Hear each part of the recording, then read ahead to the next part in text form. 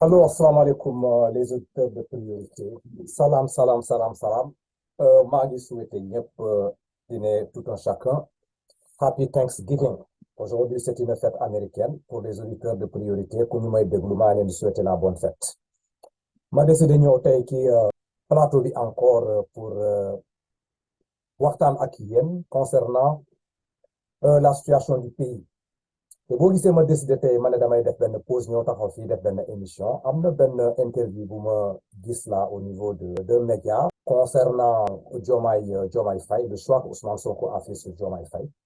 te interview boobu kan moo ko am c'est l'ex-directeur du COUD Omar Anne moo am interview boobu mu ñëw di joxe son point de vue par rapport au choix de Diomaye Faye.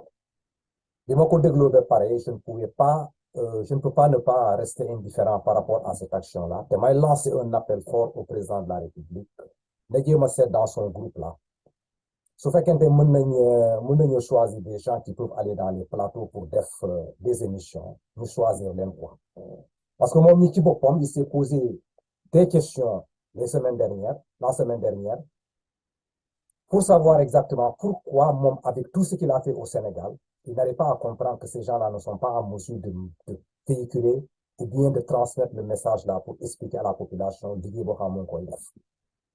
La réponse se trouve par rapport à cette vidéo-là ma leen di présenter tey. Parce que su fekkente des gens se lèvent là ñu dem dans les plateaux pour donner des opinions, des explications par rapport à une situation. La population nu mu koy accueillir, ça dépend de la pertinence, l'éloquence et la connaissance de l'individu qui parle du sujet. Mais su fekkente les gens sont dans des trucs superficiels, ils ne peuvent même pas convaincre les gens. Et ñoom ñi sax li ñuy développer après li ñuy défendre xamuñu ko, ça devient un problème. Monsieur le Président, ça problème foofu la nekk. Parce que les gens qui vous entourent là, particulièrement beaucoup de ministres yu nekk fii, bu ñu nekkee ci plateau yi bu ñu waxee sa xel day tey. Et parmi ces ministres là, je crois que monsieur Allah fa la bokk. Parce que c'est un monsieur boo xam ne yàgg naa ko suivre quoi. Et que des fois, même su fekkente day làkk tubaab, c'est pas une évidence. Ay Sénégalais lañu. su fekkente nag yaa ngi làkk sa propre langue dirais là on peut comprendre mais boo décider bu ne da ngay jël yoonu nasaraan bi boo xamee ne moo ñu tënk nga bëgg a expliquer une chose là dis-toi qu'il y a des gens qui vont prêter attention à ce que tu dis li ngay éviter mooy langage bi ngay tenir su fekkente y a des incohérences ou bien avant am na ay fautes d'irrégularité, des fautes d'orthographe, des fautes grammaticales qui sortent de trop dans ton langage là day permettre auditeur bi mu perdre de sens par rapport à li ngay wax. moom li muy attirer attention regardez-moi le gros costume là booy wax mu jéem a tubaab fii di chorobie fii di rouler ay air mais li génn ci gémmiñam sax on dirait un ancien combattant qui parle français. Donc là c'est un problème. Donc waa jooju nag loolu nag la ñuy remarquer ci moom je ne sais pas comment il a eu à avoir le truc là la possibilité d'occuper ben ay postes yoo xam ne ministère yoo xam ne dañu ne ministère de l'éducation nationale directeur du COUD foo xam ne éducation ci boppam au niveau du Sénégal foofu la tënku waa jooju boo ko joxee kaddu tubaab bu waxee nga xalaat ne kii est-ce que jàngam sore la donc ça devient un problème. kon nag bu fekkente ne réellement da ngay dem ci plateau bi commencer di wax et que tu sais que tu as des limites là par rapport à des analyses c'est vrai ni da ngay def attention par rapport à ces médias là parce que boo fa demee lépp li ngay génne foofu mooy problème bi. kon nag dinaa commencer d'abord pour justifier li ma leen nekk defee damay jéem a teg ces vidéos passées yoo xam ne am na ay ay carences yoo xam ne génn na parmi dans ces interventions là. Après, on viendra maintenant sur l'intervention du MOUDEF avec Maïmouna Ndour, je crois que c'est cette TV-là, pour qu'on analyse là, les questions qui ont été posées et les réponses qu'il a données là-bas, m'a analysé le coffre. Si je pareil qu'il a expliquer, moi, le choix de Diomaye Faye là, c'est un truc là, quoi.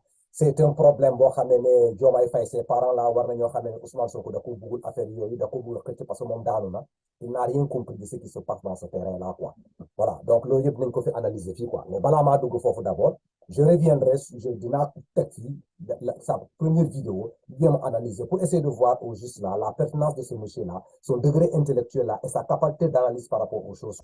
J'ai parlé, je fais allusion à celui qui a dit qu'il avait des difficultés. Monsieur le directeur, monsieur, j'ai juste une toute petite question. Bon, c'est sur un autre registre. Non, sur un autre registre, je ne parle pas. Vraiment, boy, il y a un fille, quoi. Il y a un fille, quoi. Fille, on est là. Une dernière question. Par rapport aux sanctions également, on ne vous a pas entendu en parler. Aux sanctions également, Oui,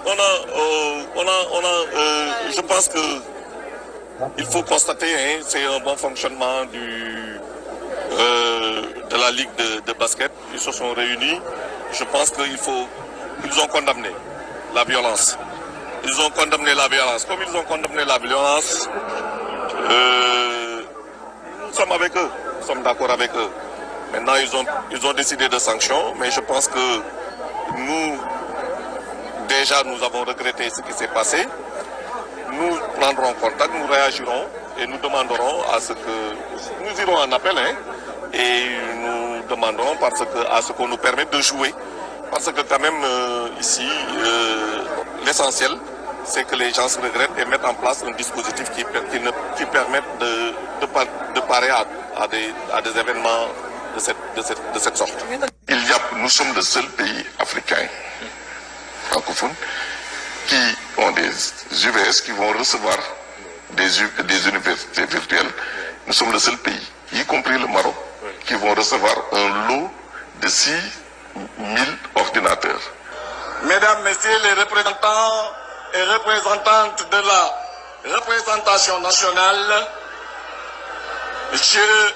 Mesdames, Messieurs les conseillers départementaux et les conseillers municipaux, Monsieur le maire, Messieurs, Mesdames les maires, Monsieur le président du conseil départemental. Voilà, donc voilà maintenant le monsieur éloquent là, monsieur qui veut défendre ses idées là, quoi.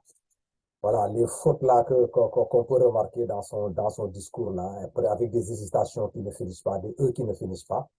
Un bon fonctionnement de la Ligue de basket qui se sont réunis. Donc, vraiment, monsieur le ministre, vous faites que défendre attention par rapport à quoi, parce que ces enfants-là, à référence, le niveau 2. Vous voyez, monsieur Senghor là, le président Senghor là, nous de quoi admirer dans le truc là, comment dirais-je là, dans la scène politique là, c'est parce que tout simplement, il était un gars éloquent quoi, et tout le monde se justifiait autour de lui, quoi. Bien vrai que tout va plus sur le qui, mais nous savons au juste là, ce fait qu'il était un homme d'État là, bu taxawee mu war a jël la décision là de parler de cette langue là, on doit comprendre que vraiment lui maîtriser na ko daal parce que moom mooy sunu langue de travail moom la ñuy utiliser pour la communication, donc il faut faire attention à ça, quoi. Voilà, dafa ne nous demanderons à ce qu'on nous permette, nous demanderons parce que à ce qu'on nous permette de jouer, nous demanderons parce que à ce qu'on nous permette de jouer. Je ne comprends pas ce que tu veux dire par là, quoi. Donc il y a dans quoi c'est quoi. Voilà, deuxième vidéo, troisième vidéo, oui, nous sommes le seul pays qui ont. C'est grave. Ou bien nous sommes le seul pays qui vont. Donc, donc, la réponse du président de la République par rapport aux questions que nous donne posées. Denam, pourquoi, comment se fait-il que moi, il est en train de travailler, li gën a yomb pour dem nga communiquer li muy def, gars yi sont pas capables de le faire. Le difficile est déjà accompli. Maintenant, pour la communication, il y a des problèmes. Monsieur le Président, affaire une parce que tout ce qui se conçoit bien s'énonce clairement. Et les mots pour le dire, ils viennent aisément. Et que nous les dégoûtons, d'ailleurs absorbés. Même un menteur là, vous faites qu'un tel d'affaires, essayer de arriver à capter l'attention des gens, c'est parce que tout simplement, vous côté dans qui donne dans le style boo xamee ne comment dire style bi dafa attractif, gars yi dañ koy jënd.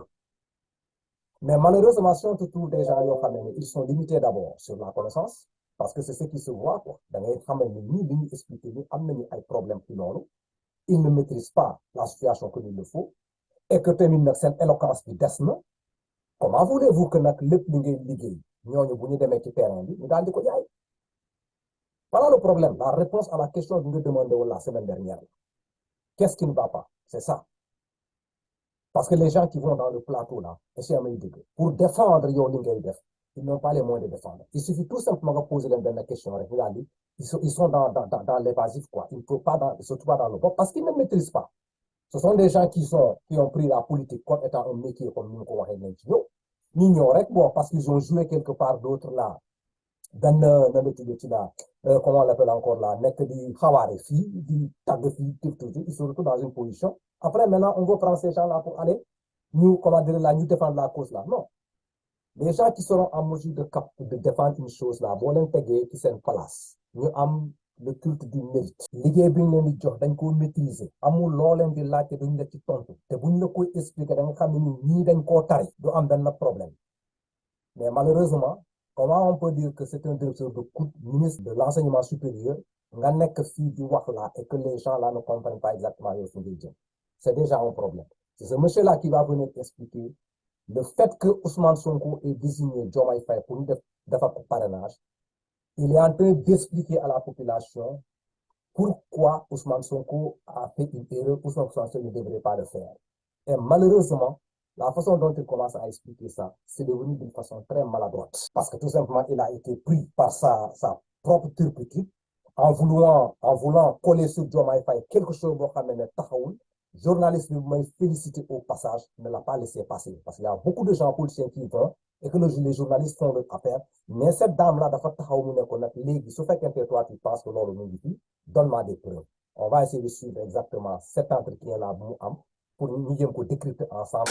Bassirou Diomaye choisiruñu ko parce que inspecteur du trésor non y en a beaucoup ici choisiruñu ko parce que lii la non dañ ko choisir parce que dafa am el bu muy représenté ci Pastef.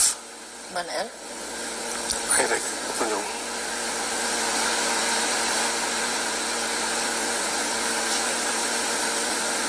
nga tax mu nekk numéro 2. ban el. li muy réclamé wu. lan lay réclamé. salafiste. Bassirou Diomaye n'est pas un salafiste. teg loolu xam nga ko défendre. non défendre ma ko. Bassirou Diomaye ne s'est jamais réclamé de l'aile salafiste. Il n'a rien à voir avec le salafisme. mosuma ko dégg mosuma ko gis ci pratique am. nee naa la. boo ci amee élément factuel. nga génne non déglu rek d'accord li ñuy wax Pastef dafa am ay el may mën moom am na el benn deux. mais Cheikh ma li nga wax ne amul élément factuel. Sonko non fi la. C'est quoi l'élément factuel qui te permet d'avancer que Bassirou Diomaye est un salafiste wanewu ko ci daraam wanewu ko ci discours am yàgg na toog fii c'est un homme moderne et ouvert d'esprit. nañu dellu si ci débat bi ñu dellu si circonstance politique yi. non ban élément factuel nga am. xam nga Pastef est-ce que salafiste yi ñu ngi réclamé wu ci biir Pastef am na ñu fa nekkul du salafiste yëpp mais est-ce que am na salafiste yu réclamé wu ci biir Pastef man xam naa ay salafiste yu nga xam ne dañoo moderne kenn ñu mot taxaw bëgg Sénégal di liggéeyal Sénégal ma bokk même ànd ak ñoom sax ci ay benn activité en tant que ministre jàppale leen. mais fii dafa am camp yu bari est-ce que am na discours salafiste dans le Pastef. mais xanaa tey ngeen doog a. non may mun a xamal ni ngay def c'est très compliqué da ngay bàyyi ñu wax rek mu dem Pastef am na ci biir ñu def ay déclaration génn de temps en temps wax am na benn camp. xam nga ne dirigeant wu Pastef fi am na ku ci nekk nu nga bindoo ñoom ñëpp bokkuñu orientation les connotations religieuses dans le Pastef je l'ai dit depuis longtemps boobu directeur du groupe laa woon boobu aspect ñu ku ci nekk xam ne lu ñu ciy wax ñu dem parce que boo waxee salafiste rek da ngay dajale ñu bëri te ñëpp bokkuñu foofu ñu dellu si ci li gën a tey ñu dem ci beneen aspect bi Ousmane Sonko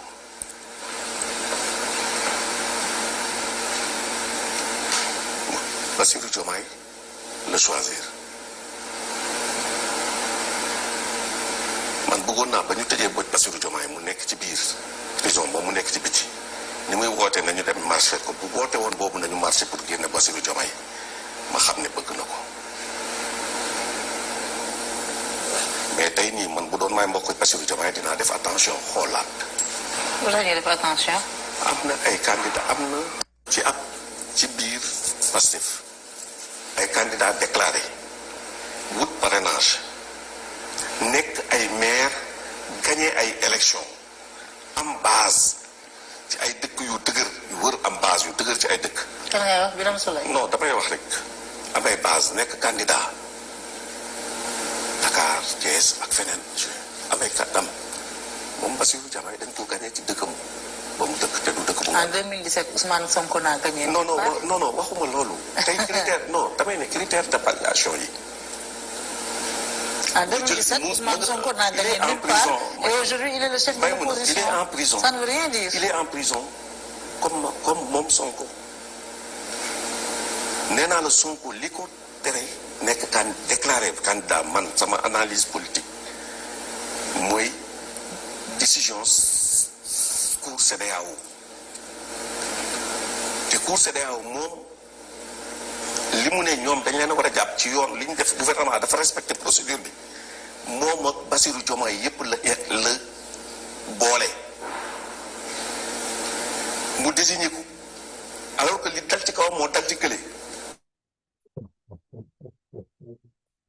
Non, mais c'est vraiment grave, quoi. Moom selon son analyse politique là, li tënk Ousmane Sonko moo tënk Bassirou Diomaye partant de la décision bu jógee au niveau de la CEDEAO. Monsieur le ministre yaa ngi yoon fii combien de fois la CEDEAO là ki seen régime bi mu daal di intervenir ki seen décision yi ngeen di jël ngeen lanka ngeen ne doo leen ko suivre yow yaa ñëw taxaw fii di jël ces trucs là pour gis nga xam nga c'est ce qui fait mal aux gens, c'est ce qui fait mal aux gens rek balaa ngaa dem di taxaw dans un plateau di défendre une chose là da ngay jéem a seet exactement su ma fa yeggee su ma ubbee sama gémmiñ ma wax lii quelles sont les répliques là que les gens m'ont donné par rapport à ça parce que si c'est bëri nañu yow yaa ñëw taxaw fii di défendre la CEDEAO aujourd'hui la décision bu ñu jël CEDEAO n'a pas pris la décision Khalifa Sall et Karim Wade quelle a été la position quelle a été votre position xam nga déjà mais c'est pas possible tu viens dans un plateau tu veux défendre une chose là la journaliste vous te demande une seule chose jox ma des faits factuels qui expliquent que ce monsieur-là c'est un salafiste nga nekk foofu di tourner di changer revenons sur le débat on revient sur quel débat on est toujours sur le débat jusqu'à présent vous n'êtes pas encore à mesure de prouver que le type-là il est lié avec le salafisme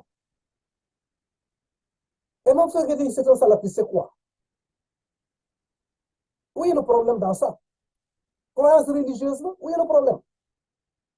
Et maintenant, toi, tu viens, tu dis que est-ce que les salafistes se réclament de Pastef? Qu'est-ce que tu veux dire par là? Que la question là, elle est bête et insensée? Est-ce que les salafistes se réclament vous dites que Diomaye Faye est un salafiste. Il est dans le Pastef. Donc maintenant, vous dites que est-ce qu'il se réclame du Pastef? Il est déjà dans le Pastef. Et vous trouvez que la ligne de conduite du Pastef là, c'est le salafisme. Mais qu'est-ce que vous voulez? Répondez à cette question qu'on vous a posée. Elle n'est pas compliquée, elle est très simple. Est-ce que mën nga joxe benn fait factuel pour justifier que Diomaye am na? Non. Vous êtes toujours en train de divaguer dans les airs, quoi. Il est ceci, il est cela. Des propos yoo xam ne kenn du leen mën a situer dans le temps. Et que toi, tu te dis que tu es je ne sais quoi. Mais arrêtez. Li ngeen di def nii moom mooy créer des problèmes de l'APR. Parce que vous n'avez aucun argument pour aller défendre la position. Actuellement, yéen ñëpp ngeen war a nekk boo leen demee sur les plateaux là. C'est plein comment vous allez défendre Amadou Ba.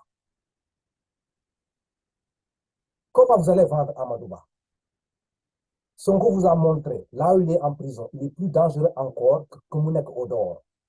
Et vidéo di dem ni, à la fin, je vais amener une réplique pour t'expliquer li nga wax par rapport à ça, quoi, pour te faire comprendre que le choix de Sonko bi ñu def fii l'autre là, comment dirais-je là, Bassirou Diomaye Faye là, su fekkente yow en tant que membre de l'APR da nga koy analyser de façon superficielle là, avec des débats de caniveau là. Moi, je te dirais que dans ce domaine bien précis, faisons attention à ce choix-là. Parce que Sonko, quand il a fait ce choix-là, am na ay points yu mu laal, ce sont des points cruciaux yoo xam ne mu ngi ci pour le parti au pouvoir. Et je vais vous le démontrer bien avant la fin de la vidéo.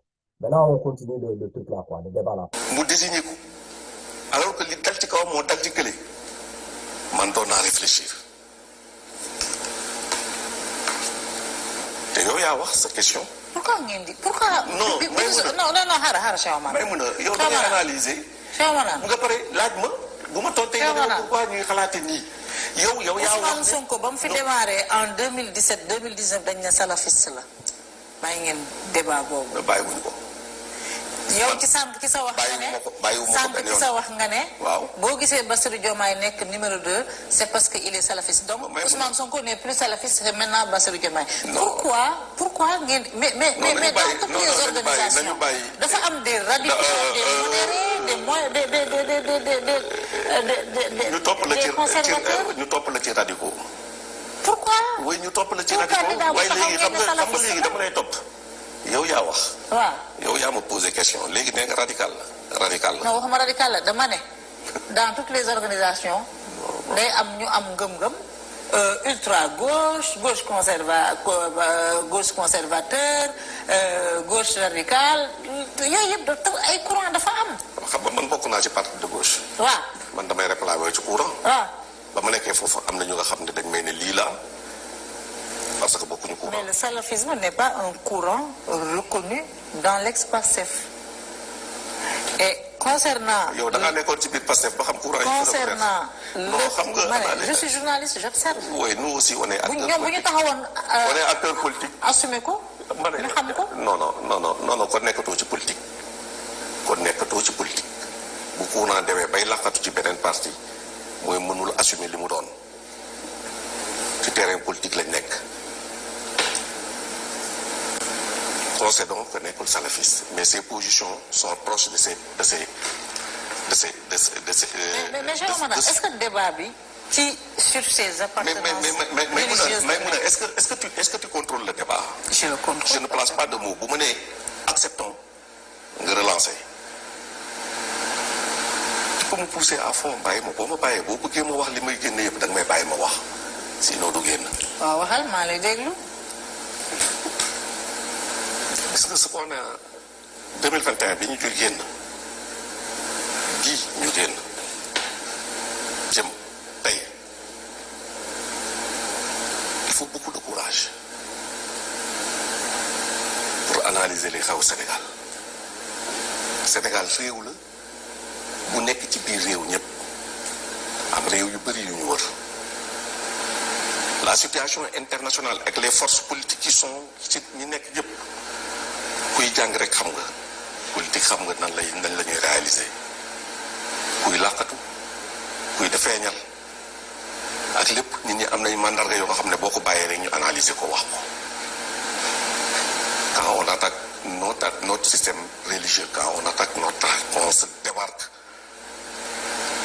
de notre système de religion ici démarqué carrément attaqué ko carrément am na nu ñu lay tuddee yow sa bopp xam nga loolu fii Sénégal courant religieux yëpp yàgg nañ fi nekk mais ay équilibre la ñuy taxaw ak détermination état li may wax sàccu ma ko fenn te yow xam nga ko j'ai dit les différents li ñu dund période bi yëpp xam nañ ne numéro 2 wu Sonko yi ñu topp ci Sonko ay tendance nga dafa ku ci nekk am na looy représenté. C'est difficile, hein? C'est difficile d'écouter ce monsieur-là. Avec un sérieux ak ni muy defee kanam yi commencé di ñàngal di demander journaliste bi mu may ko tout le temps nécessaire pour mu expliquer. Il est toujours dans ce discours-là boo xamee ne ci loolu la ñu nekkoon depuis 2021 ba léegi. Essayer de vendre la peur aux Sénégalais. Essayer de faire comprendre aux Sénégalais qu'il y a des forces occultes qui se trouvent ici là qui sont prêtes pour déstabiliser le pays. Arrêtez mon cher. Amul benn force occulte bu nekk au niveau du Sénégal pour déstabiliser le pays.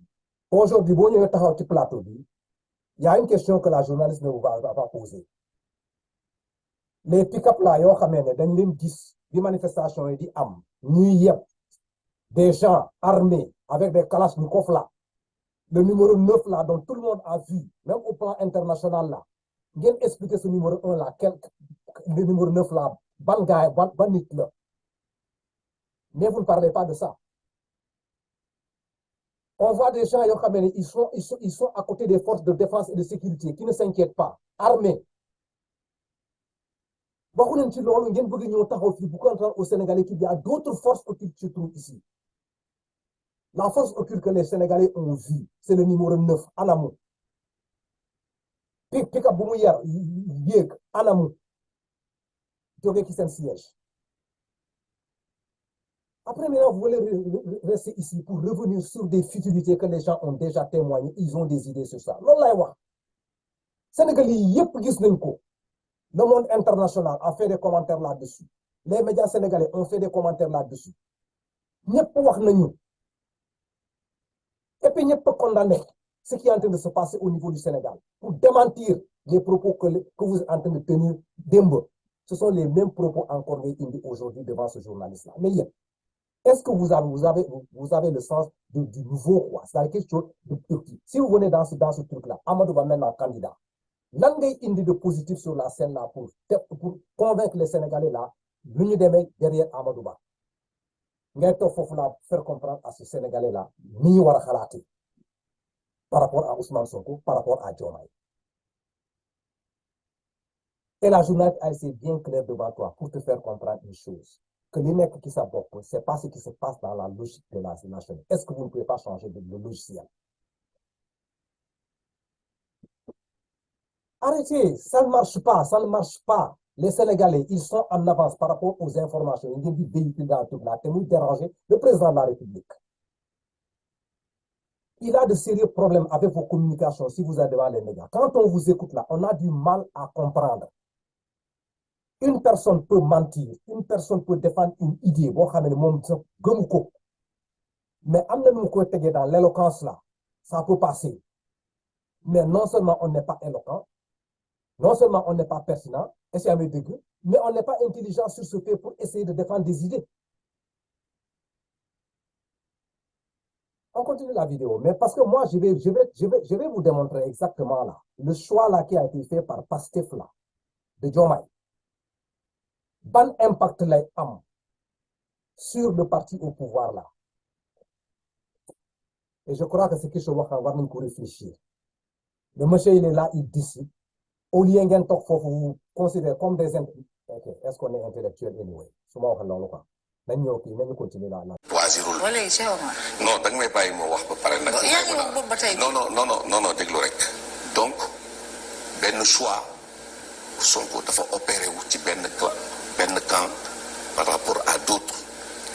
Et j'ai dit que bu doon politique dong la ñeneen ñi ñoo engagé wu wut ay parrain ñu ne kenn du leen jàppale bloqué leen bañ dem. kenn du leen oui d'accord kii tamit ñu jël ko ba mu des tuuti xaar ba nga xam ne léegi dara xajatu fi parce que moom ci boppam dafa retiré candidature am parce que xam na ne dara xaju fi li mu doon yaakaar ci CEDEAO ak ci Cour suprême dafa tax suuf mun ñëw ne ko yow dama lay choisir te mais maa yow li dal sama kaw moo dal sa kaw. mën nga ma jàppale man ma jàpp ne nga déglu rek ma wax même bu fekkee ne te bu ma laaj dara que ne même mun naa ko jàngee ci politique dong ak man fi ma jaar ci politique dong mooy naa créer le vide ci man ñeneen ñi bëggoon yëpp taxaw wane ne bëgg nañu du ma leen jàppale keneen ki bëggul mënul def dara maa moom ñoo nekk ci prison naa ko def candidat comme ça buy am ak bu dul am yëpp man maay décider ndax dina am ak man maay décider du am. man maay non da ngay bàyyi li may wax c'est très important xam nga Bassirou Diomaye mënul def dara moom Sonko mooy def lépp képp ku taxawoon ne da ngay def éliminé la dem wuti keneen ku nga xam ne mënul def dara lu dul moom lu mu ko defaloo te kooku li dal ci moom moo dal ci kawam moom bu dul nekk candidat kii mënul nekk candidat ku choisir ko man de bu doon politicien la damay jàpp ne liquidation la. mais Cheikh Omar.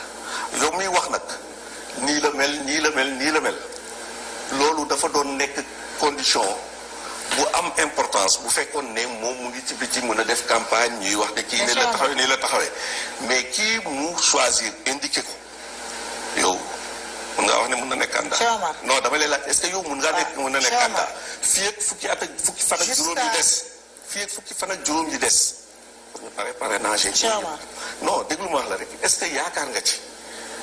Pastef n'a pas de problème de parrainage parce que non c'est pas waxuma loolu non waxuma mën loolu. nañu utiliser le parrainage. non waxuma la loolu non dama ne fii ak fukki fan yi des ak juróom dans tous les cas ça reste entre les mains de Sonko.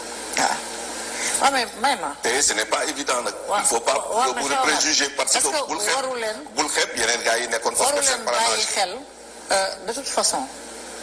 ñun bàyyi nañu xel ci Sénégal. xaaral de toute façon Bassirou Diomaye. non c'est jusqu'à pas preuve du may ma Cheikh Omar. jusqu'à preuve du contraire.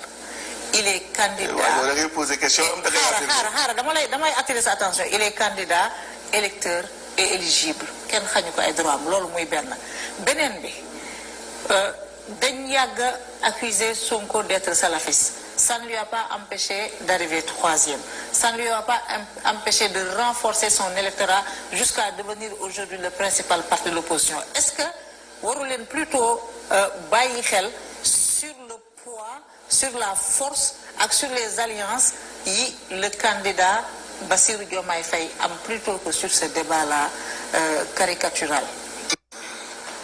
mun na am yow day compliqué ci yow xam nga politique métier la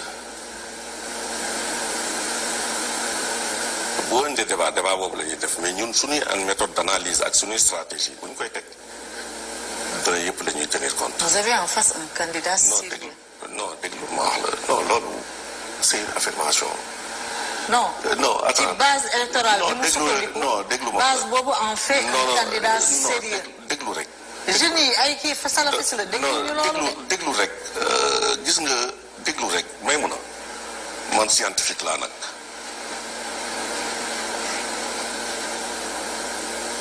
am na ñuy lire Sénégal tamit mën nañu lire ci élection yi ñu génn y avait une forte unité de l'opposition ba ñu dem ba jaxase seeni candidat ñu am résultat yi ñu am tas nañu.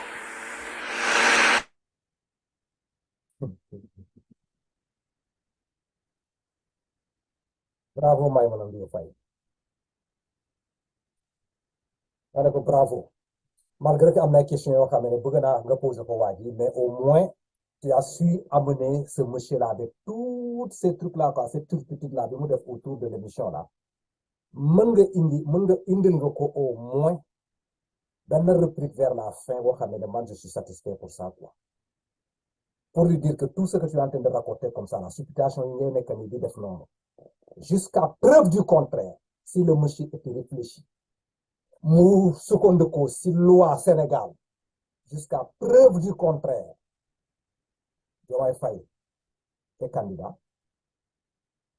éligible électeur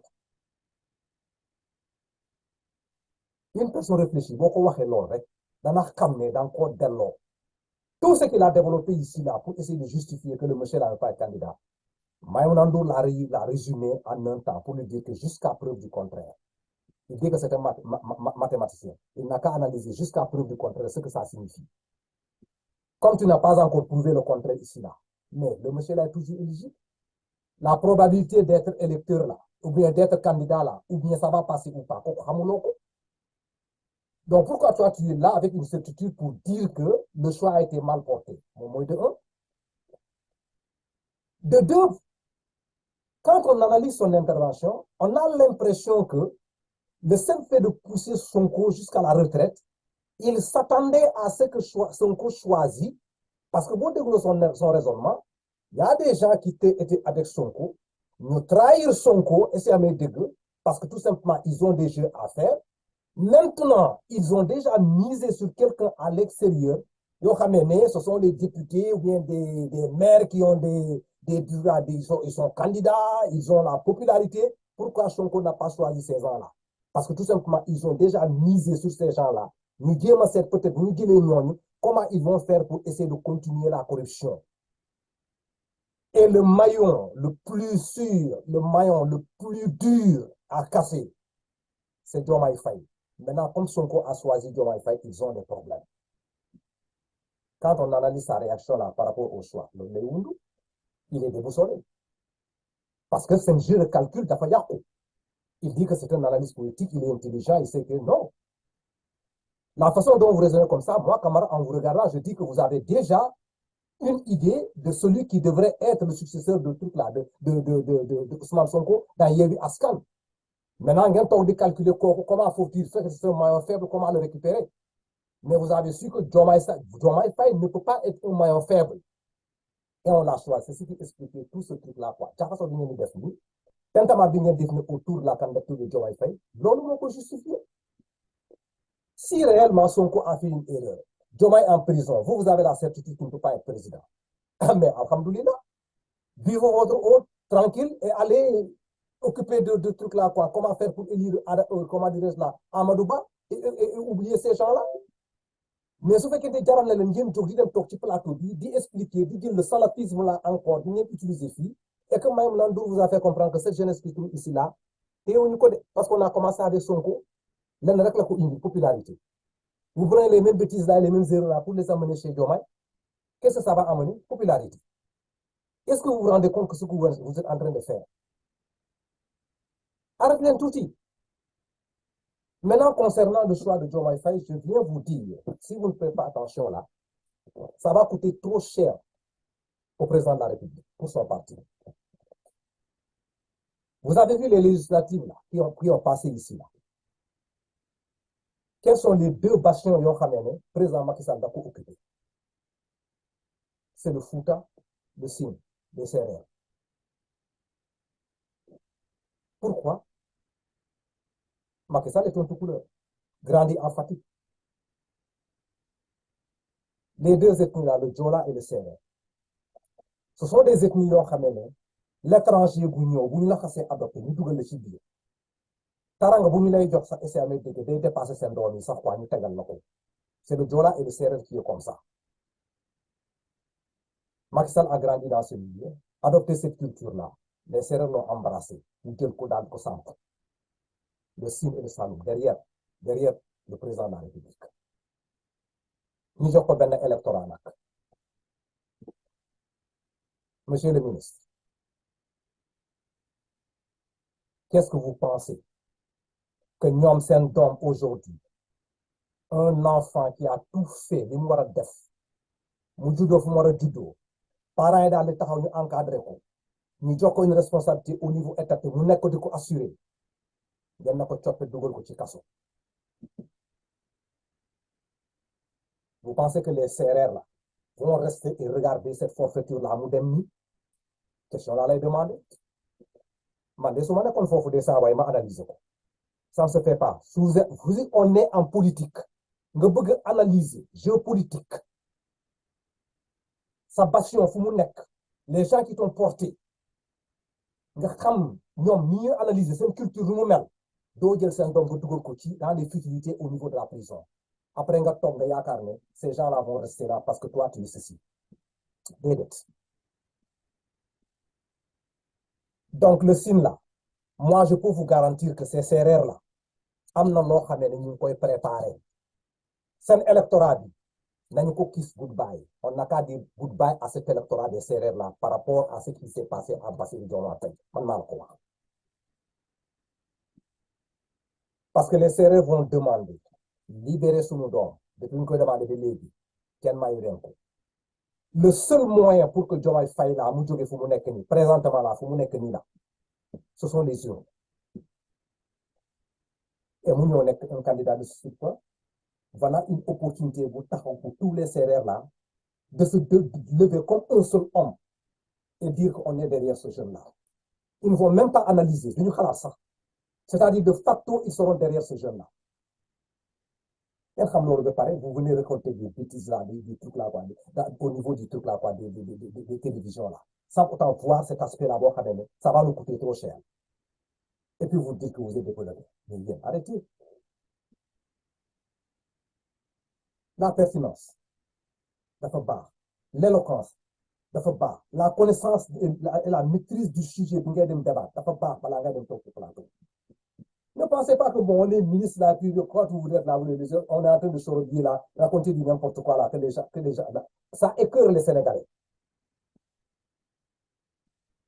Quand vous allez sur les plateaux, moi, Camara, je me mets devant le plateau, je vous observe. Je veux tout simplement essayer de voir comment vous analysez les situations, quoi. Maintenant, à la fin, là, la conclusion, ça me revient d'analyser. Mais si je me rends compte que dans cette analyse-là, il n'y a pas de logique, il n'y a pas de cohérence dans vos façons d'expliquer les choses-là, on se perd dans le temps, on vous pose des questions, vous vous perdez dans la réponse là, vous vous énervez sans raison, on vous demande d'amener des réponses factuelles là, vous n'êtes même pas en mesure de le faire.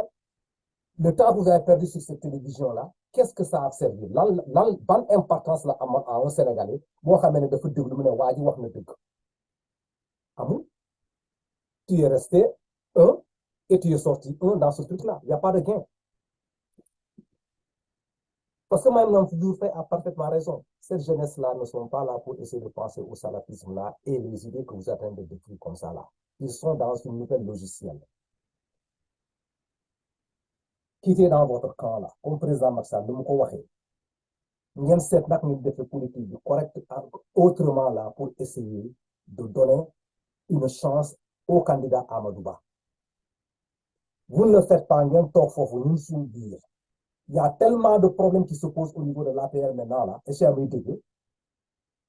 Au lieu de penser à ça, comment régler ces problèmes-là, vous allez vous occuper des trucs là, des problèmes du choix de l'autre là, comment on l'appelle encore là, Ousmane Sonko sur Diomaye. Pendant ce temps, dans notre propre camp là, il y a des choses qui ne marchent pas. Est-ce que vous ne pouvez pas voir ça? Cette division-là, vous n'y n'êtes pas les gens qui sont en train de prendre des positions par rapport aux candidats. Et ce qui se passe même au niveau des candidats, là, vous ne pour des manifestations là, au sein de l'APR, là, ceux qui sont en train d'endurer dans notre propre parti, vous n'êtes pas en train de mettre l'accent sur ça, et vous pensez que, comment dire, ça va passer comme sur des roulettes. Arrêtez, monsieur le ministre. Ousmane Sonko et le pasteur. Ce fait qu'Internet, c'est un appareil intelligent, politique, mais il faut concéder. Parce que le choix de Diomaye Faye là, commencer à préparer. Le simple fait de s'asseoir là et envoyer ce communiqué-là, communiqué du Guénin, nous permettre à l'État là de se lever là et dans ces gonds là pour essayer de justifier. Mais je sais que c'est le monsieur Mohamed en prison. Quand il regarde là, il pose un pion là, après il se met à rire quoi.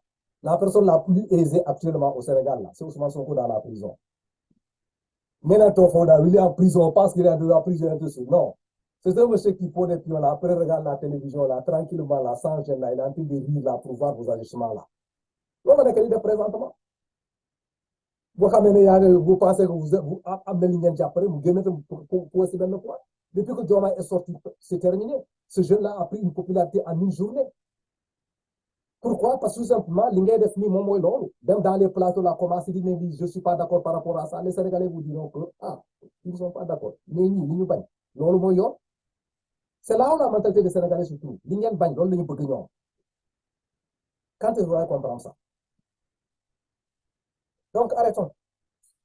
On a gagné parce que je ne pouvais pas me taire par rapport à cette situation-là pour vous donner comment dirais-je là, avec les auteurs de priorité là par rapport à cette forfaiture-là, devant cette interview-là, quoi.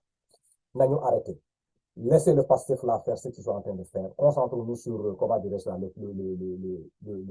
Amadouba, s'il y a concentration, et on s'occupe de nos oignons, quoi. Quoi. Puis on aller chercher là, des salafis, des discours là, des rebelles là, surtout ici là, des forces occultes là, les cocktails monofoles et tout ça. Cette justification-là, on l'a déjà fait, c'est déjà débattu. Vous amenez dans le plateau là, les journalistes n'ont pas le temps de vous écouter encore. C'est ce qui explique que, madame là, vous les coupez. Parce que vous oubliez ce que nous avons.